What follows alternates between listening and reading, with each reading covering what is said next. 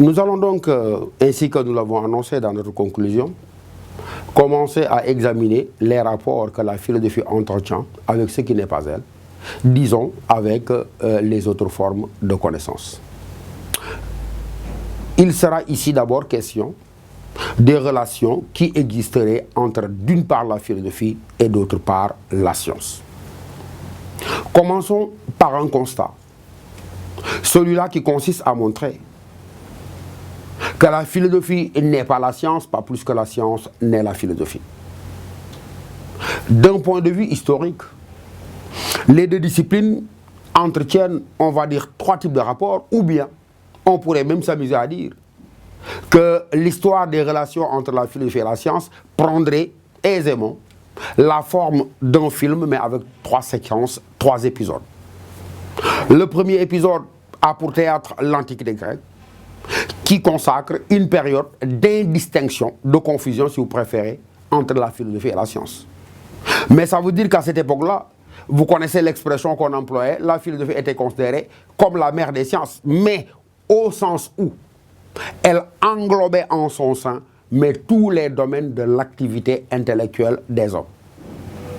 Que vous soyez mathématicien, botaniste, médecin, on vous appelait un philosophe.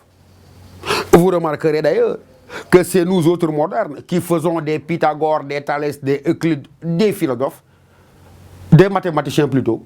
Dans l'Antiquité grecque, ces auteurs que j'ai nommés, Thalès, Pythagore et tant d'autres, Euclide, étaient considérés comme des philosophes parce que justement, les mathématiques étaient une partie de la philosophie. Elles étaient même considérées comme une propédeutique, ça veut dire un enseignement préparatoire à la philosophie. Le second épisode de ce film-là, des relations donc entre la philosophie et la science, c'est le XVIe siècle, qui consacre, vous le savez, si vous vous intéressez à l'histoire des idées, le XVIe siècle est celui du développement de l'algèbre et des mathématiques en général.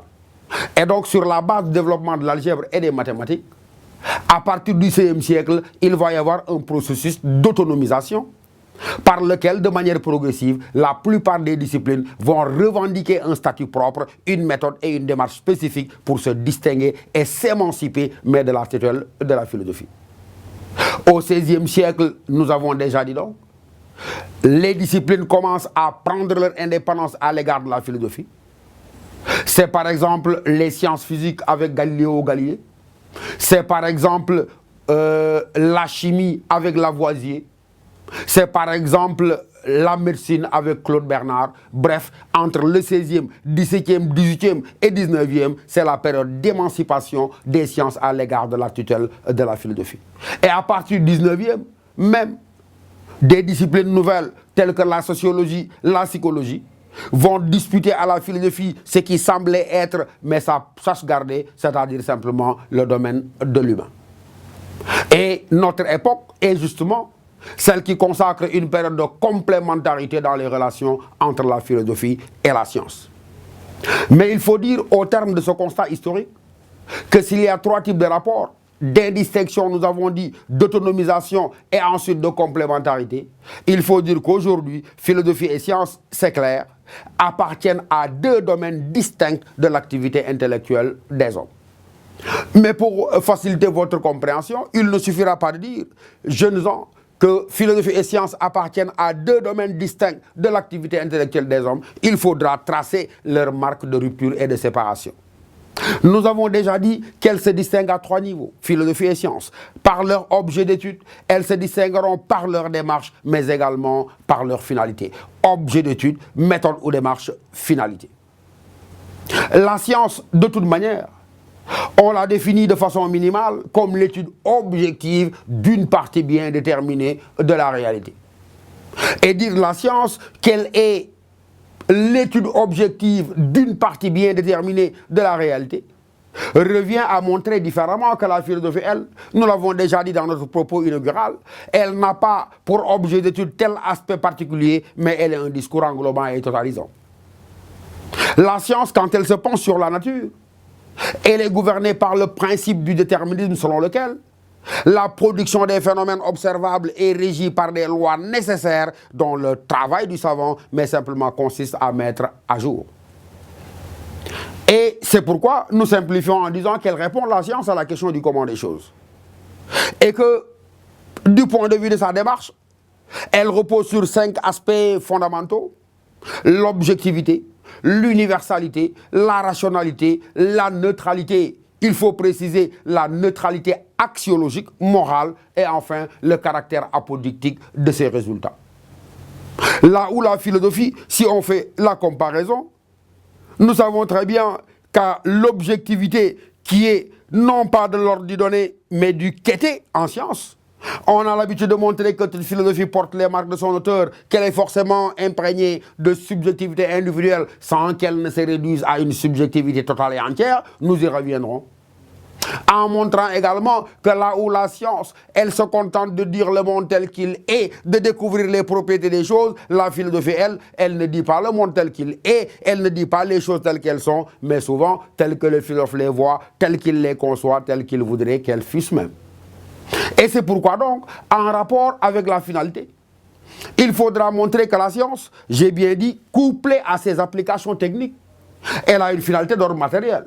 Elle est un savoir, oui, mais également en vue d'un savoir-faire. Parce que la science fonctionne selon 2 plans. Un aspect de théorie, ce qu'on appelle la science pure, entre guillemets, désintéressée, mais également un aspect pratique, c'est-à-dire la science appliquée. Et là où la science, elle est savoir-faire et même pouvoir. Rappelez-vous l'idéal cartésien de maîtrise et de domination. La philosophie n'est pas un savoir, elle n'est pas un savoir-faire. Nous l'avons dit, elle n'est que réflexion. Et c'est pourquoi, là où la finalité de la science, couplée à ses applications techniques, encore une fois, serait d'ordre matériel, celle de la philosophie serait simplement d'ordre moral, d'ordre intellectuel et d'ordre spirituel. Et c'est pourquoi, dans ce travail de comparaison entre la philosophie et la science, il sera prudent de montrer que de toute manière, les 2 disciplines ne peuvent ni rivaliser ni compatir. C'est Aristote déjà dans le livre Alpha de la métaphysique, rappelez-vous, qui disait, nous le citons, parlant de la philosophie et des conditions de sa naissance: toutes les nécessités de la vie avaient reçu satisfaction lorsqu'on commença à pratiquer une discipline telle que la philosophie. Et lorsque Aristote dit, dans le livre de la métaphysique, parlant de la philosophie, je le cite, toutes les nécessités de la vie avaient reçu satisfaction lorsqu'on commença à pratiquer une discipline de ce genre, ça veut dire telle que la philosophie. Il va de soi, vous le comprenez, que la philosophie, elle n'est pas nécessitée par les besoins vitaux. Vous comprenez par là que la philosophie n'obéit pas à des commandes sociales telles que la science et telles que les techniques. C'est pourquoi Aristote dira de la philosophie, à la différence de la science, que la philosophie, elle est une discipline libérale. Et lorsque Aristote dit de la philosophie qu'elle est une discipline libérale, c'est lui-même qui précise, au sens où elle est à elle-même sa propre fin. Et lorsque Aristote dit que de toutes les disciplines, seule la philosophie est une discipline libérale parce qu'elle est à elle-même sa propre fin, ça veut dire qu'elle vise le savoir en vue du savoir et rien que pour l'amour du savoir. Mais de toute manière, vous le savez, la question fondamentale que l'on se pose, c'est celle de la place de la philosophie dans un monde, mais dominé par les progrès fulgurants des sciences et des techniques. C'est une question récurrente que de disserter longuement sur la question de savoir est-ce que la philosophie, face à l'efficience du progrès technoscientifique, est-ce que cette philosophie-là ne devrait-elle pas mourir de sa belle mort, ou est-ce qu'on ne devrait pas, c'est la même chose, lui réserver encore une fois un enterrement de première classe au profit simplement du triomphe technoscientifique. Mais nous avons l'habitude souvent de dire que cette question-là du statut et de la place de la philosophie, ou plus précisément, cette question de savoir si elle doit mourir pour céder le pas à la science est une question absurde et irrécevable. Parce que nous avons montré, et vous l'avez compris dans ce que nous avons dit, que philosophie et science n'obéissent pas aux mêmes orientations, elles ne répondent pas aux mêmes questions et ne satisfont pas les mêmes besoins. Ce qui justifie donc qu'il n'est pas nécessaire de tuer la philosophie pour faire l'éloge de la science, parce que de toute manière, on aura autant besoin de philosophie que de science, parce qu'il y a des questions auxquelles aucune science ne répond. Rappelez-vous Edmund Husserl, face à la détresse de notre vie, la science n'a rien à nous dire. Et lorsque le penseur allemand également, Edmund Husserl disait, face à la détresse de notre vie, la science n'a rien à en dire. C'était une manière de dire quoi? Qu'il y a des questions relatives à Dieu, à l'amour, à la mort, au sens, qui ne seront jamais réglées par aucun triomphe technoscientifique. Et c'est ce qui rend nécessaire la présence d'une discipline telle que la philosophie. Mais si la philosophie n'est pas la science, même si elles ont en partage l'élément formel, la rationalité, si donc la philosophie n'est pas la science, quel rapport la philosophie entretiendrait-elle avec la religion? Nous y reviendrons.